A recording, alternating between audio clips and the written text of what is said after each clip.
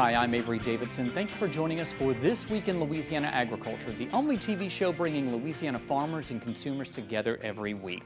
The holiday season is already here. Thanksgiving is next week and shoppers are already in the grocery store getting ready for home-cooked meals. We already know we're going to pay more this year, both in restaurants and at the grocery store. TWILA's Neil Melanson takes a look at what we can expect for the holidays.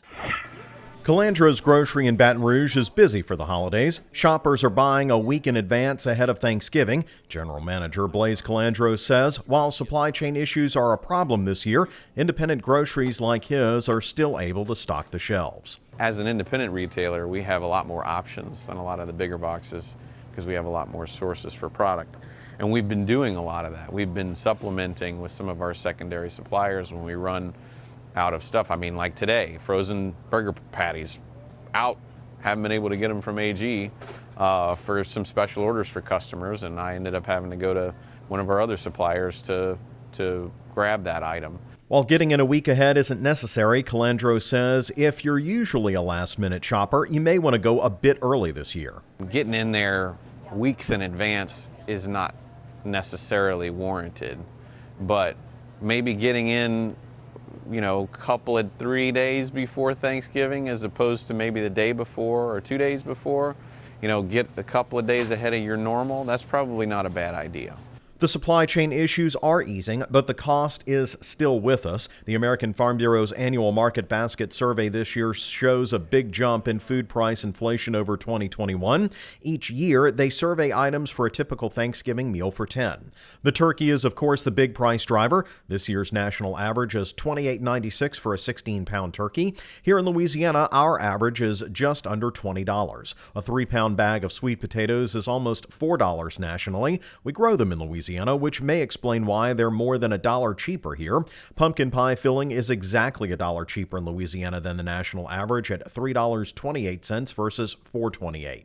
There were a handful of items where Louisiana lagged behind, though. A gallon of whole milk is $3.84 nationally, while it's $4.11 in Louisiana. Cube stuffing is $3.88 nationally versus more than $5.50 more in the state. This was the biggest mover, by the way, in the survey, up almost 70% over 2021.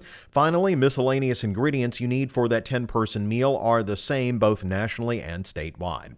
There were other items on the market basket survey that are often found in what they call expanded meals, such as ham and green beans. As you can see, the basic cost for both are cheaper in Louisiana than what the survey found nationally. That said, food prices are still higher no matter where you shop. That national number of $64.05 represents a 20% increase over last year's average of $53.31. Calandro says prices are up, but hopefully they're stabilizing. With inflation up, he says it's more important than ever to shop at local grocery stores. Calandro's, the variety of products that we carry, the customer service level that we have, the partnerships that we have, the giving back that we're doing for the community, like with the food bank red bag program right now. You're not going to be seeing as much of that stuff on a personal level like we have here.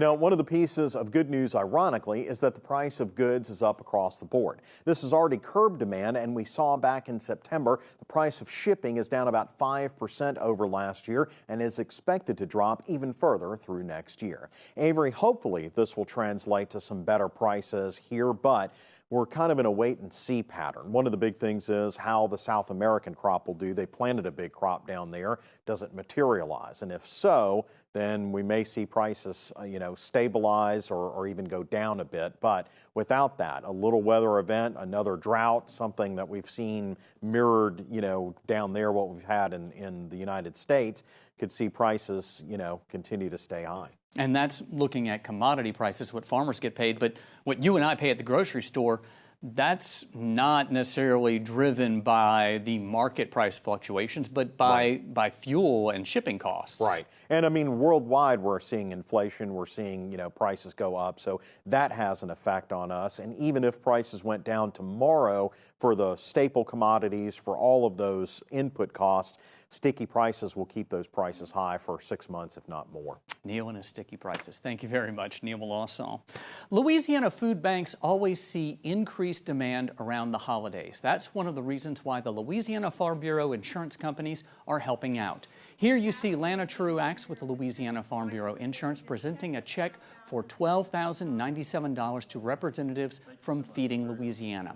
That's the organization that represents food banks across the state. Aside from the cash donation, Louisiana Farm Bureau Insurance employees donated non-perishable food items to the Greater Baton Rouge Food Bank. Greater Baton Rouge Food Bank President and CEO Mike Manning says donations like this are vital. Louisiana's #1 in child food insecurity, #3 in senior food insecurity, so it's extremely important that we get every dollar we possibly can. And with inflation, the increase in gasoline prices, we're seeing more people get back in line to get assistance from us who had gotten out of the line. So it's really an increasing challenge as we move forward. The Louisiana Farm Bureau insurance companies have a long history of supporting food banks. Many employees volunteer their time to pack boxes of food. The Louisiana Farm Bureau Young Farmers and Ranchers also hold annual fundraisers for food banks across the state. Continuing our focus on Thanksgiving, this is the time in which we celebrate the bounty of harvest. One of the best places to see that bounty is at your local farmers market. TWILA's Carl Wiggers takes us shopping to see what's in season. Every Saturday in downtown Baton Rouge, you'll find a street lined with farmers from near and far.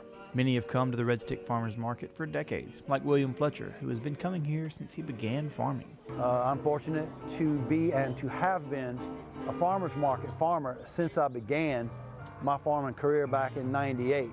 And the ability to have a small amount of a large variety of crops that I can come down and sell direct to the consumer during the week throughout the course of the year is very important to me. Fletcher farms a variety of fruits and vegetables in Ponchatoula. While he spends much of his year working on his strawberry crop, there's no shortage of fall and winter produce coming from his fields. What we have coming in right now at my farm, mustard greens, we have turnips coming in behind that, beets as well. For the Thanksgiving week, is I have one more set of fresh bicolor sweet corn that we're going to pick. Hopefully we'll have that starting the early part of this coming week, and that will bring us into Thanksgiving. And then we have broccoli, cauliflower, and cabbage coming.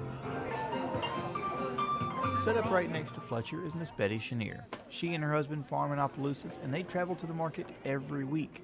Right now, she's bringing her popular sweet potatoes and a variety of greens. Over here, sweet potatoes and mustard greens and turnips and collard greens. We had a lot of collards. This table was full of mustard way up to here. The taste is so much better than what you get out of the stores. You know, it's not coming from China, Mexico, California. We just harvest everything, yesterday on Friday. And I mean, if you taste, the taste is the difference. The entire menu will probably require you to go somewhere else, but if you want to add some fresh local ingredients to your menu for Thanksgiving, this would be the place to come and kind of see what you can get here first before you wind up going to the big box stores. Chenier says that sharing the food she grows with her customers is great, but the relationships that she shares with her customers are what make the market so special to her. I mean, it's a lot of people we have been knowing. Some people have been buying from us for the last 26 years that we have been here.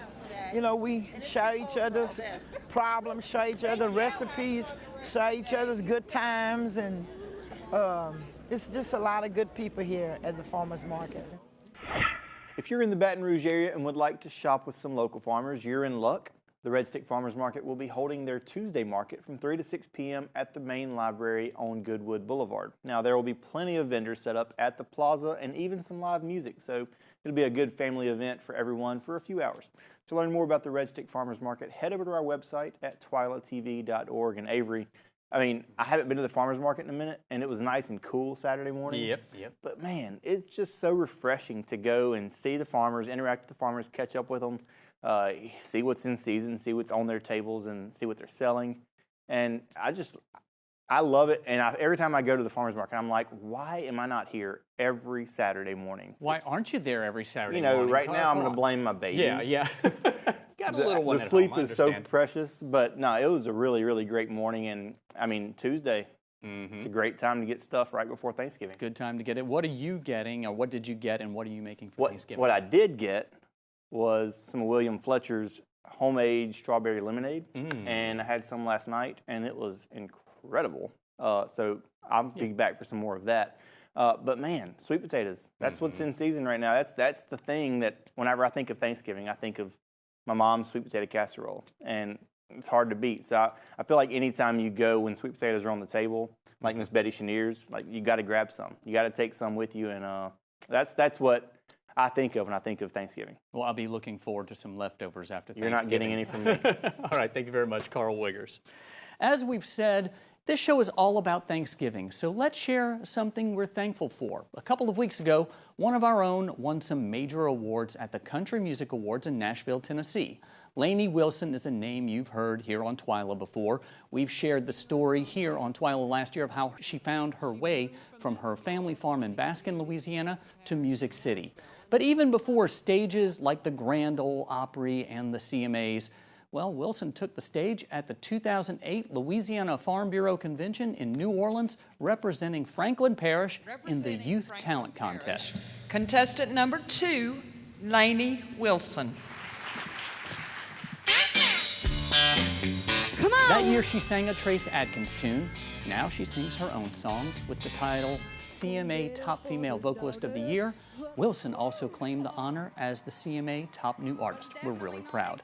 Now, if you're watching this and saying, well, what in the world does this have to do with Louisiana farmers? The answer to that is this man at her side. Her father, Brian Wilson.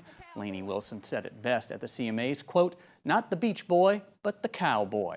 Brian farms corn and soybeans in northeast Louisiana, so when she sings about the country life, we're proud that her country roots reach right back here to Louisiana Farm Bureau. Congratulations, Lainey. Still to come on TWILA, it's in season and you can get it delivered from the tip of the boot to your parish. A brand new Feasting on Agriculture is coming up. Stay with us.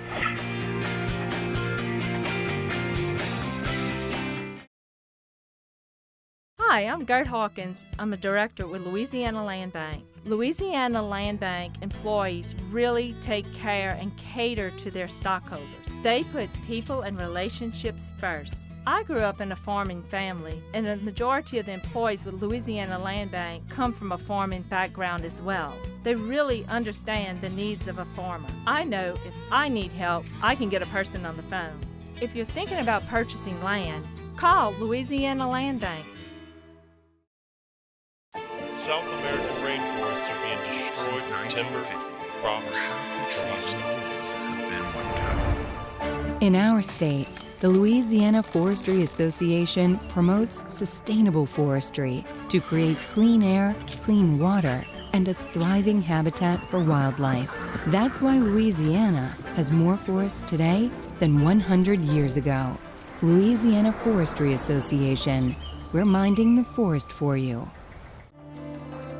I'm a steward of the land. I am growing a better future. I am feeding the world. I'm making the world a better place. I am resilient. I'm essential, and I'm still farming. I am essential. I am still farming. I am resilient. I am essential. I am still farming. No matter what happens, we are still farming.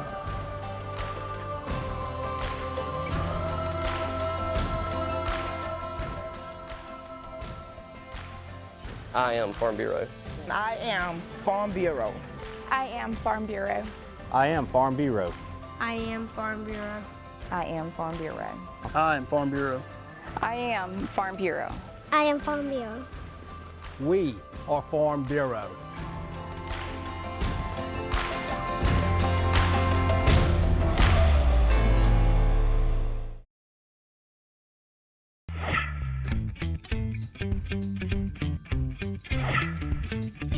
I'm Avery Davidson. In this edition of Feasting on Agriculture, we're in Belle Chase in Plaquemines Parish at the orchard of Patrick Becknell Jr., where he grows satsumas. We're going to tell you how you can get them delivered straight to your parish. Feasting on Agriculture with Kristen Oaks White is brought to you by the Louisiana Crawfish Promotion and Research Board, Louisiana Crawfish, ask before you eat, and by the Louisiana Beef Industry Council, beef, it's what's for dinner, and by the Louisiana Rice Promotion Board, think rice.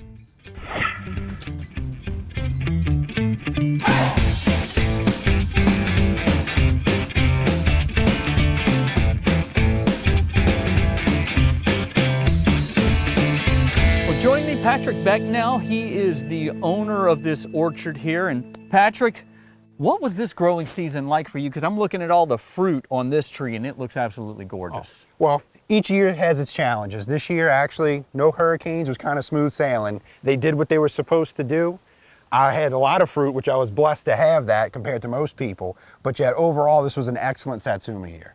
So these trees are kind of spoken for already. Where are these Satsumas going? This is what I've saved for the Farm Bureau Christmas order. This is going to be, these trees will be picked and be shipped out for y'all. Now, I know your father established this grove here, right. And what's it like for you? Why do you keep doing this, Patrick, and continue to grow this fresh fruit and all the trees that go into the holiday shop? I keep doing this because it's all I've really ever known to do. But more importantly, I'm one of the last people in my family. I'm 7th generation. I hope to pass it on another generation, but it seems like there's less and less. My cousins, my uncles, they're all kind of out of this business. So I'm hopefully going to be the last of the Mohicans here and keep doing this because I truly enjoy not only doing it, but the satisfaction of someone enjoying my product. When I see a kid peel a Satsuma and just enjoy, light up, eating it, that just makes my world to me.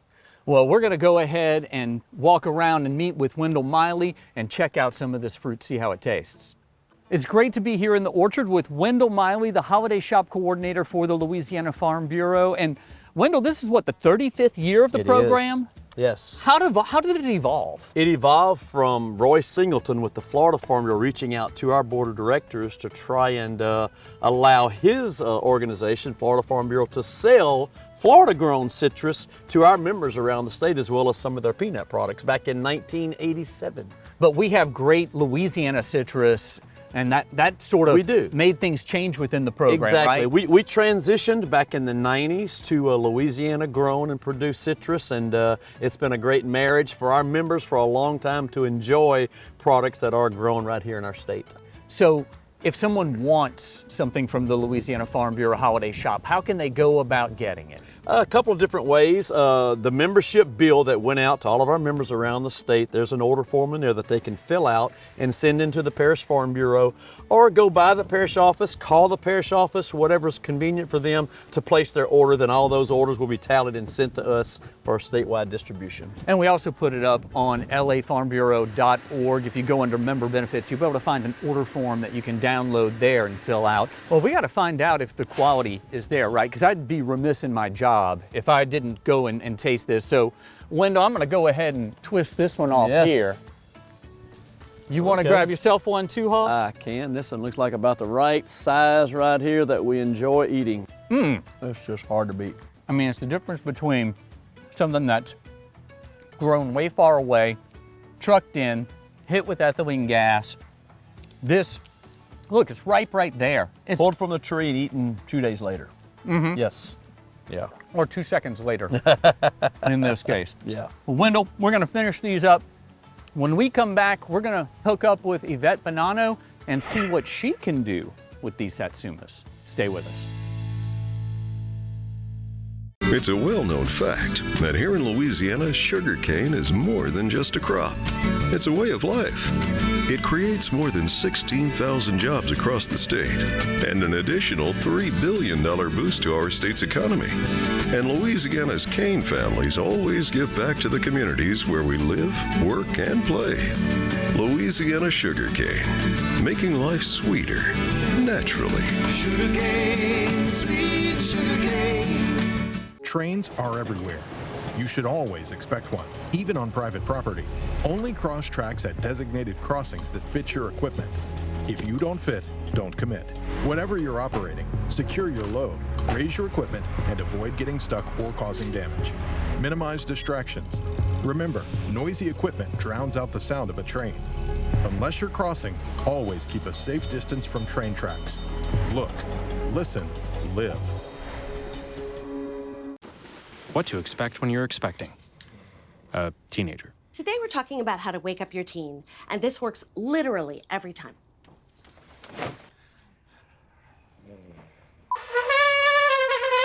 Good kisses. Good kisses.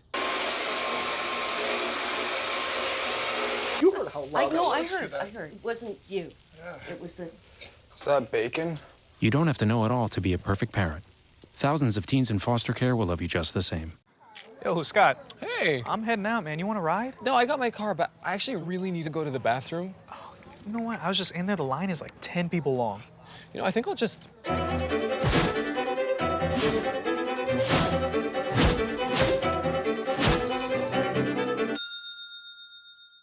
Dude, are you okay? You wouldn't believe what I was just thinking. I am definitely buzzed.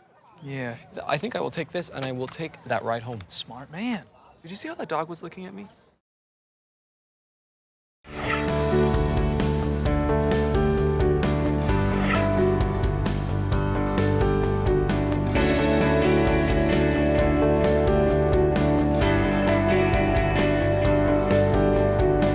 Thanks for hanging with us here on Feasting on Agriculture. Joining me now is Yvette Bonanno. And listen, I got to tell you, we had a great time before coming over here at Patrick Becknell Jr.'s orchard. It was amazing. So I brought you some satsumas. Well, it sounds like it. I was kind of jealous I didn't get to go down there with you, but glad to be here in the kitchen. When you called and said, hey, let's do a couple recipes, I'm like, yes, we're going to do a cocktail. Of course. And then we're going to do, using the satsumas for the holidays, doing like a little brie en croûte to kind of start off the festivities. So I'm going to put you to work, actually. Oh, good. I don't sit around well, although you don't want to trust me with a knife. Well, we're gonna start off this juicer, and Okay. I will tell you, satsuma juice, the fruit in itself is, it's definitely desired by the chefs in the kitchen. You know, it is like the most vibrant orange, obviously packed with vitamin C. So that's her telling me get to work. Yes. That's what I just heard.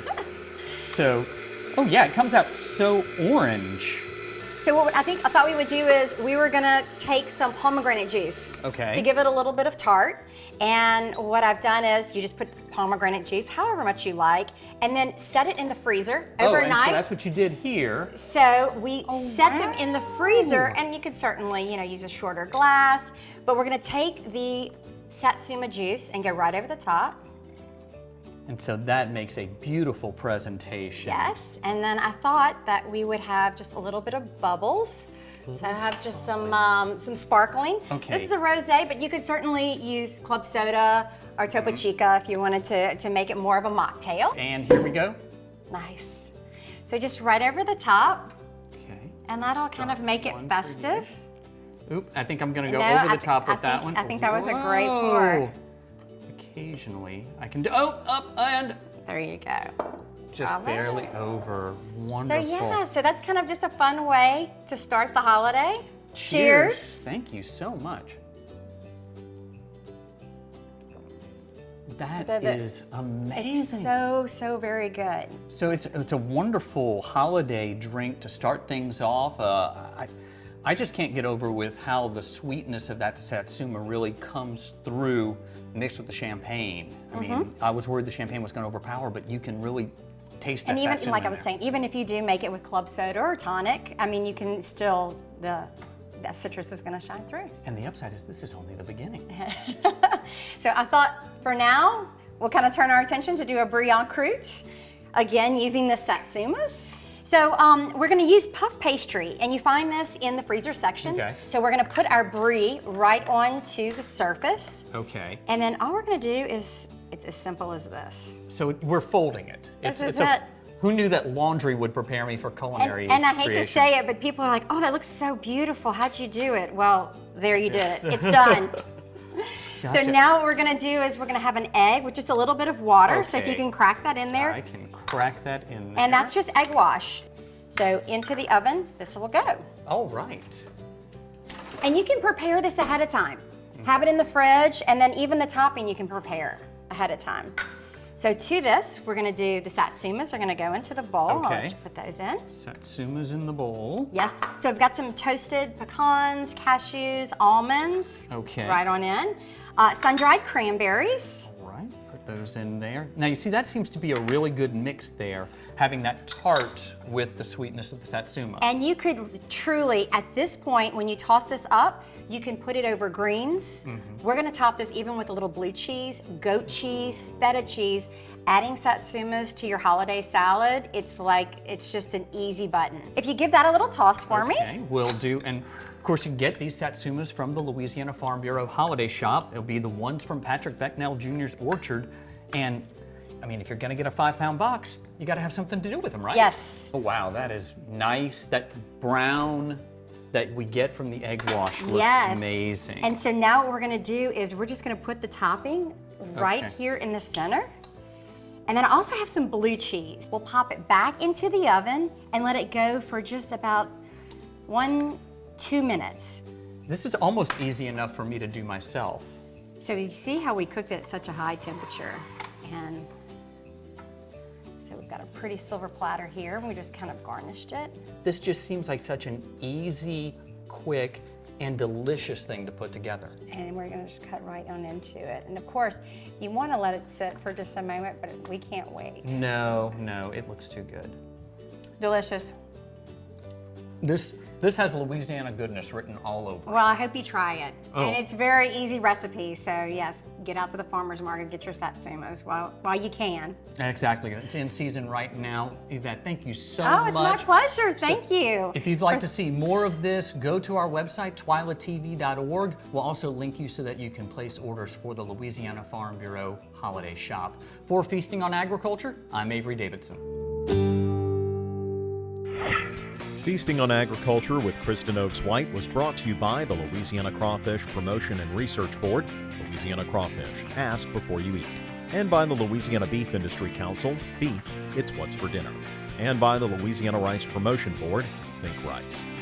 Before we wrap up this week's show, first I want to thank Yvette Bonanno for allowing us to invade her home and come and shoot here, but also we're entering into Thanksgiving week, and we have a lot to be thankful for. Carl Wiggers has to be thankful for that little baby boy, Brady, that has entered he and his wife, Brittany's life. Also, Kristen Oakes White and her husband, Landon, welcoming in Teddy into their lives as well. So much to be thankful for. But most importantly, when it comes to this week in Louisiana agriculture, we are thankful to our Louisiana farmers and ranchers. Without them, we would not have the feast that we're going to enjoy for the holidays. We would not have the food that we eat every day. We wouldn't have this home that we're standing in because of the lumber that keeps it together. So farmers, ranchers, we are thankful for you every day. That does it for this edition of TWILA. Be sure to join us next week when we'll have other great stories for you. Until then, you can watch all of our stories online at twilatv.org. You can also like us on Facebook, follow us on Twitter, Instagram, and even on TikTok. And if you want to see individual stories and extra content, go and subscribe to our YouTube channel and turn on those notifications. For all of us here at TWILA, thanks for joining us. We hope to see you again right here next week.